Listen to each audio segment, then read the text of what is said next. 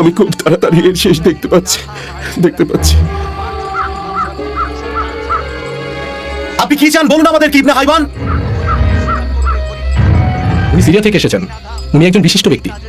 উনি যদি পানি চেয়ে হাত তোলেন, অঝরে বৃষ্টি হয়। ও জিউসের অনুসারী, হে কুরাইশ, আন-নাদির আর কুয়াইনুকার বংশধর, যখন আমি সিরিয়া থেকে তোমাদের মাঝে এসেছিলাম তখন কিভাবে ছিলাম বলো? আপনি সবসময় সৎ ছিলেন। আপনার প্রার্থনাতে এই শুকনো মরুভূমিতে বৃষ্টি হতো। আমার কাছে প্রকাশের জন্য আমি তোমাদের সামনে এই জন্যই এখন কথা বলছি, কারণ আমি জানি খুব শীঘ্রই আমার মৃত্যু হতে চলেছে। কি মনে হয় তোমাদের, কেন আমি সিরিয়া ছেড়ে তোমাদের মাঝে এসেছি, যেখানে সারা বার খাবারের লহর বইত?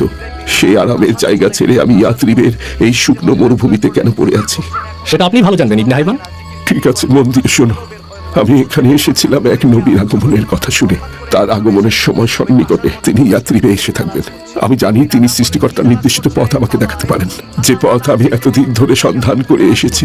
তার আগমনের সময় কাছাকাছি, আর সর্বপ্রথম ইহুদিরাই তার খোঁজ পাবে। আমি তোমাদের সতর্ক করছি। জি, আমরা অপেক্ষায় থাকবো। সৃষ্টিকর্তা সাক্ষী তোমাদের কাছে বার্তা পৌঁছে দিলাম।